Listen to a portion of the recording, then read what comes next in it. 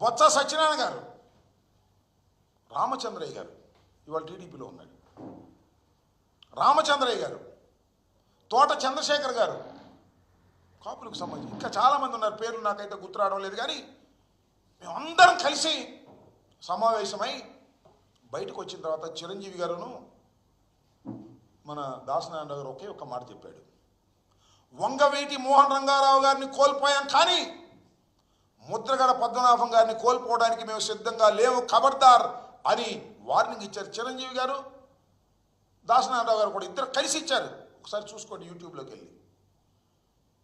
ఆ తర్వాత ముద్రగడ పద్మనాభం గారిని స్లోగా వదిలేశారు. ముద్రగడ పద్మనాభం గారు తీసుకొచ్చేటప్పుడు వాళ్ళ భార్యని ఇష్టం వచ్చినట్టు తిట్టారు, కొడుకుని ఇష్టం వచ్చినట్టు కొట్టారు. ఎందుకు ఈ కక్ష నాకు అర్థం కాలే. సరే అయింది, తుల్లో దహనం జరిగింది, రైల్వే కోర్టు విచారణ చేసింది, సాక్షులను విచారించింది, నేరం రుజువు కాలేదు అని 40 మంది కేసు కొట్టేసింది.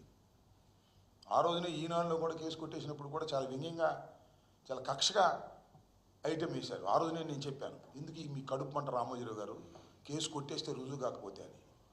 ఇవాళ మళ్ళీ ఈ జీవో రిలీజ్ చేసి మళ్ళీ దీన్ని తోడి ఎవరి మీద కక్ష తీసుకోవాలని, ముద్రగడ పద్మనాభం గారి మీద కక్ష తీసుకోవాలన్నా? ముద్రగడ పద్మనాభం గారు ఒక్కడు కాదని మనం చేస్తున్నా. కాపు ఉద్యమానికి నాయకత్వం వహించినటువంటి వ్యక్తి ముద్రగడ పద్మనాభం గారు. It is our sentiment. నువ్వు మమ్మల్ని గోకావు, మేము అధికారంలోకి వస్తే 6 నెలల్లో నీ ఇస్తామని నువ్వు చేయలేదు, ఉద్యమం చేశారు, కక్ష కట్టావు, అయిపోయింది, అవన్నీ మర్చిపోయారు. ఇంకొక విషయాన్ని కూడా ఇక్కడ చెప్తా.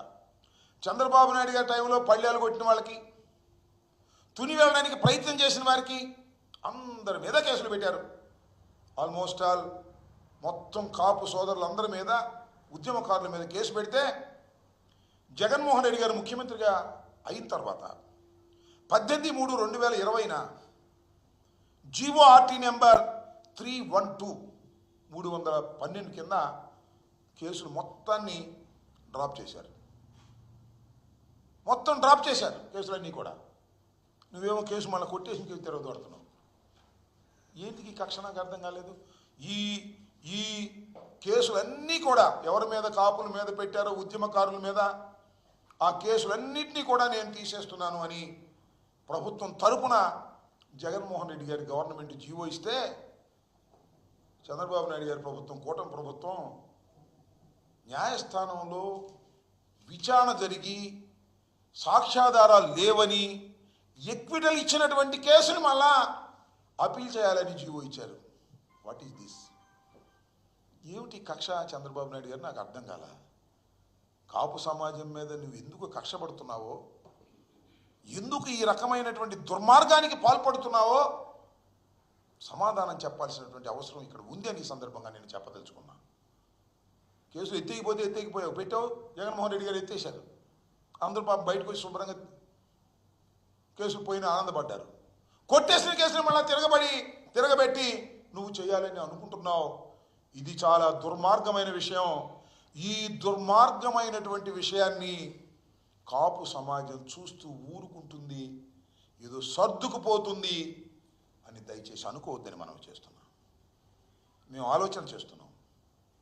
ఈ జీవో నువ్వు దురుద్దేశపూర్వకంగా, కక్షపూరితంగా ఇచ్చావు కాబట్టి ముద్రగడ పద్మనాభం గారితో కూడా సంప్రదించిందా కూడా నేను మాట్లాడాను. కాపు పెద్దలు అందరితో సంప్రదించి దీనికి ఒక కార్యాచరణ రూపాన్ని తీసుకొస్తాం, వదిలిపెట్టం చంద్రబాబు నాయుడు గారు గుర్తుపెట్టుకోమని కూడా ఈ సందర్భంగా నేను చెప్పదలుచుకున్నాను. ఇలాంటి దుర్మార్గమైనటువంటి జీవోలు ఇచ్చి కక్ష తీర్చుకోవాలనేటువంటి ప్రయత్నం నువ్వు వచ్చిన దగ్గర నుంచి కక్ష తీర్చుకోవటమే. ముద్రగడ పద్మనాభం గారి మీద కక్ష తీర్చుకోవటం, కాపుల మీద కక్ష తీర్చుకోవటం, జగన్మోహన్ రెడ్డి గారి పార్టీ మీద కక్ష తీర్చుకోవటం, జగన్మోహన్ రెడ్డి గారికి అనుకూలంగా మాట్లాడే వాళ్ళ మీద కక్ష తీర్చుకోవటం, పోలీసులు ఉన్నారు కదా అని కేసులు పెట్టడం, ఆ కేసులు పెట్టి భయపెట్టాలని ప్రయత్నం చేయటం అనేది నువ్వు చేస్తున్నటువంటి ఒక అరాచకమైనటువంటి కార్యక్రమం గుర్తుపెట్టుకోవాల్సిందిగా ఈ సందర్భంగా నేను చెప్తూ, దాని మీద మేము తప్పనిసరిగా ఒక కార్యాచరణకి మరి మేము అందరం కూడా ఆలోచన చేసుకుంటున్నాం, కార్యాచరణకు వెళ్తామని కూడా ఈ సందర్భంగా నేను చెప్పదలుచుకున్నాను. అనేకమైన కేసులు ఎత్తేసినటువంటి జగన్మోహన్ రెడ్డి గారిని మీరు తప్పుబట్టి ఈ రకంగా మీరు చేయటం దుర్మార్గం అని కూడా ఈ సందర్భంగా నేను చెప్పదలుచుకున్నాను.